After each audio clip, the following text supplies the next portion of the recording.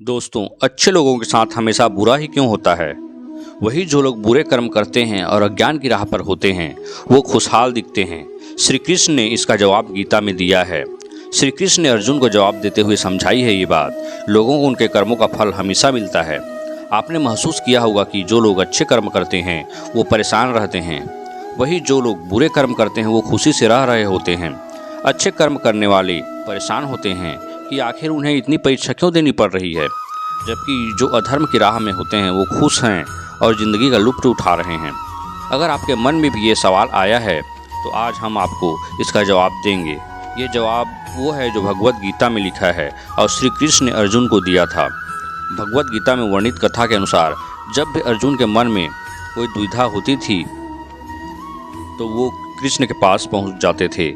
एक बार की बात है, अर्जुन भगवान श्री कृष्ण के समीप आकर कहा कि वो दुविधा में हैं और इसका जवाब वो श्री कृष्ण से चाहते हैं। श्री कृष्ण ने पूछा कि क्या सवाल है अर्जुन? अर्जुन ने कहा, मुझे ये जानना है कि अच्छे लोगों के साथ हमेशा बुरा ही क्यों होता है, वहीं बुरे लोग खुशहाल दिखते हैं।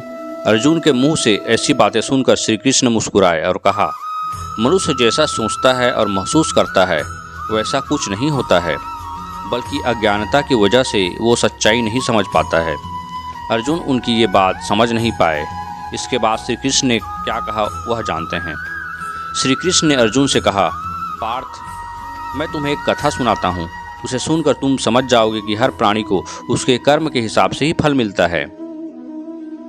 प्रकृति हर किसी को अपनी राह चुनने का मौका देती है। अब वो मनुष्य की इच्छा पर निर्भर करता है कि उसे धर्म की राह पर चलनी है या धर्म की।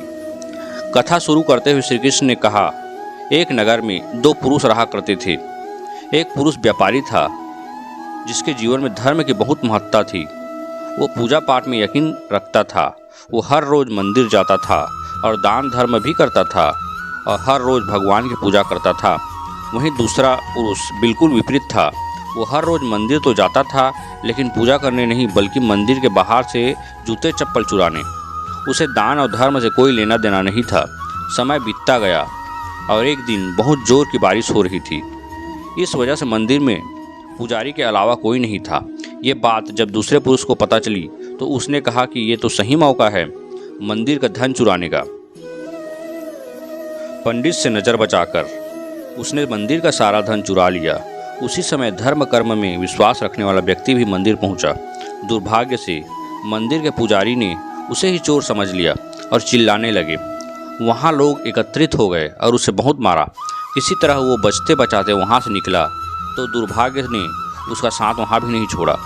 मंदिर के बाहर वो एक गाड़ी से टकरा गया और घायल हो गया। फिर वो व्यापारी लंगड़ाते हुए घर जाने लगा तो रास्ते में उसी चोर से मुलाकात हो गया। उसने मंदिर से धन चुराया था। उसने कहा, आज तो मेरा किस्मत ही चमक गया, एक साथ इतना सारा धन मिल गया। ये सब देखकर उसे बहुत बुरा लगा और उसने अपने घर से भगवान की सारी तस्वीरें निकाल दी। कुछ सालों बाद दोनों पुरुषों की मृत्यु हो गई। मरने के बाद जब दोनों यमराज की सभा में पहुँचे और भले पुरुष ने दूसरे व्यक्ति को देखा तो उसे बहुत गुस्सा आया। उसने क्रोधित होकर यमराज से पूछ ही लिया, मैं तो हमेशा अच्छे कर्म करता था, दान में विश्वास रखता था, उसके बदले जीवन भर मुझे अपमान और दर्द ही मिला, और इस व्यक्ति को नोटों से भरी पोटली, आखिर ऐसा भेदभाव क्यों? इस पर यमराज ने कहा, पुत्र, तुम गलत समझ रहे हो। जिस दिन तुम्हारी गाड़ी से टक्कर हुई थी वो दिन तुम्हारे जीवन का आखिरी दिन था, परंतु तुम्हारे अच्छे कर्मों की वजह से तुम्हारी मौत सिर्फ एक छोटी सी चोट में बदल गई। तुम इस दुष्ट व्यक्ति के बारे में जानना चाहते हो। दरअसल इसके भाग्य में राजयोग था, मगर इसके कुकर्मों और अधर्म की वजह से वो सिर्फ एक छोटी सी धन की पोटली में बदल गया।